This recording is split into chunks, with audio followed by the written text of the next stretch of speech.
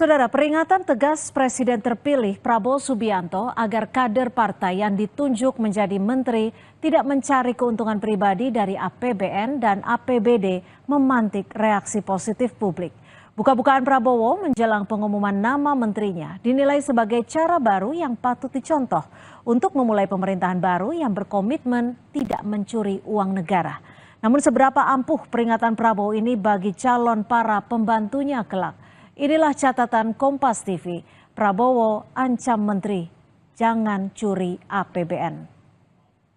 Selamat datang Bapak Jenderal TNI Purnawirawan, Bapak Haji Prabowo Subianto. Jangan menugaskan menteri-menteri yang saudara tunjuk untuk cari uang dari APBN, APBD. Pak Prabowo!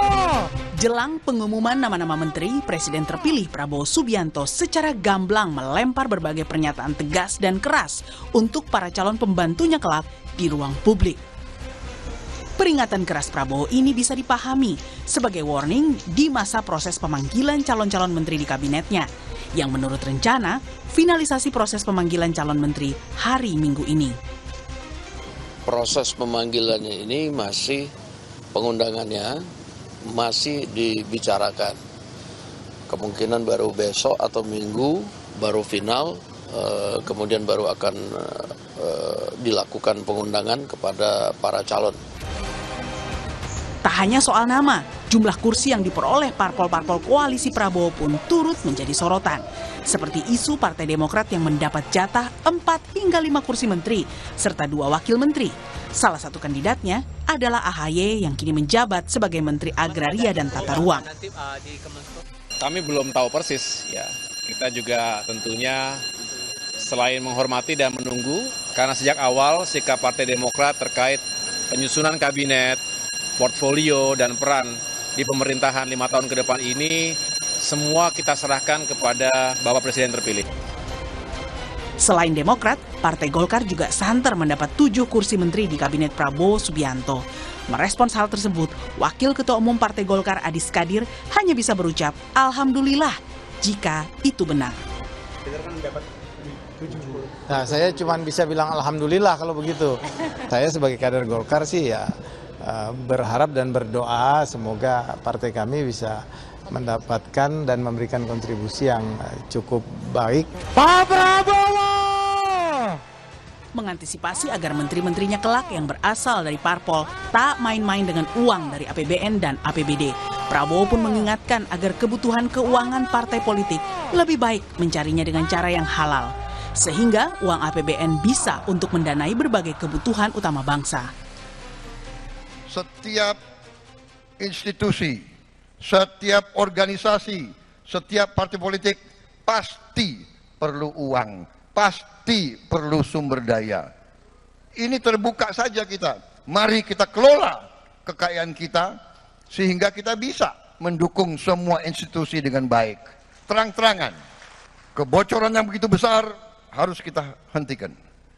Uang inilah yang akan kita kelola untuk mendukung segala kebutuhan kita. Menaikkan gaji-gaji mereka yang perlu dinaikkan. Mendukung semua kebutuhan bangsa kita. Peringatan keras di forum terbuka menurut ICW masih perlu pembuktian dalam tata kelola di lapangan. ICW juga menekankan bantuan dana kepada partai politik harus diperhatikan agar parpol tak lagi mencari bantuan dari pengusaha hitam. Kalau bicara soal statement kan itu sebenarnya lebih kepada komunikasi politik untuk mendapatkan dukungan publik. Ya betul bahwa itu kita anggap sementara ini punya komitmen, tapi itu harus diuji dalam tataran praktik nanti bagaimana kebijakan, program yang harus dilakukan. Menurut saya yang paling penting adalah bicara soal partai politik. Ya, parpolnya. Yang belum disinggung adalah bagaimana meningkatkan bantuan kepada partai politik. Nah, kalau kemudian APBN kita dari sumber-sumber revenue tadi bisa diperkuat APBN kita, saya yakin nanti partai-partai politik ini bisa meminimalisir mendapatkan sumbangan-sumbangan dari pengusaha-pengusaha hitam gitu. Yang ujung-ujungnya sebenarnya pada akhirnya tadi minta izin kuasa pertambangan, kuasa untuk melakukan illegal logging dan lain-lain. Pilihan politik Prabowo yang merangkul lawan politiknya di saat Pilpres membuahkan konsekuensi terbentuknya koalisi gemuk. Maka ketegasan dan buka-bukaan Prabowo kepada calon pembantunya di kabinet agar tak main-main dengan uang negara patut didukung. Meski begitu, ucapan tegas tak akan berarti bila tanpa pembuktian. Tim Liputan Kompas TV.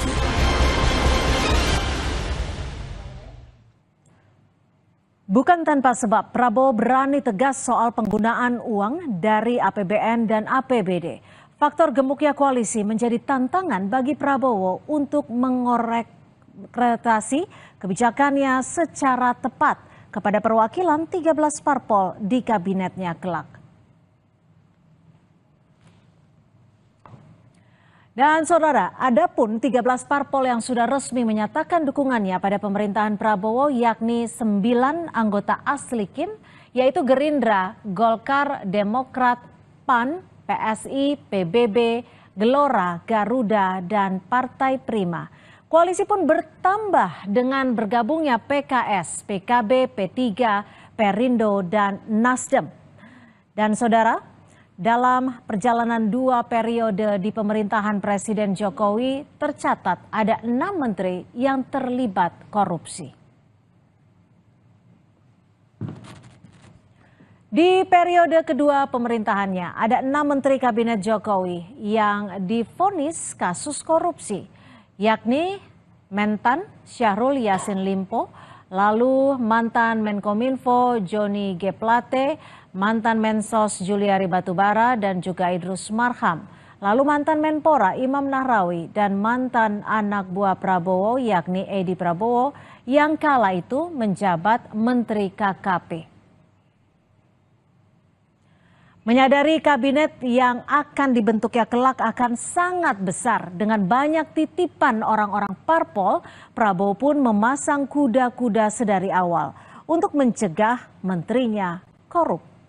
Prabowo yang tinggal sepekan membuatnya harus bersikap tegas terhadap calon menterinya soal penggunaan uang negara melalui APBN.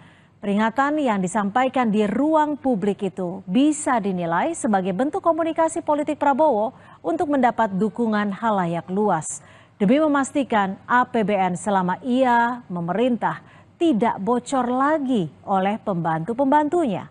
Selain itu, sikap buka-bukaan Prabowo ini sekaligus untuk mengingatkan orang-orang yang dibawahnya langsung untuk jangan coba-coba mengutak-atik APBN yang kerap berpotensi bocor.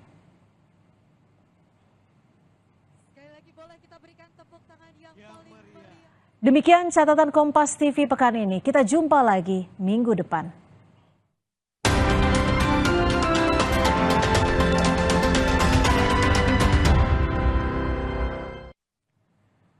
Saudara, Sekjen Partai Gerindra Ahmad Muzani mengatakan Kabinet Prabowo Gibran akan diumumkan pada 20 Oktober 2024 malam.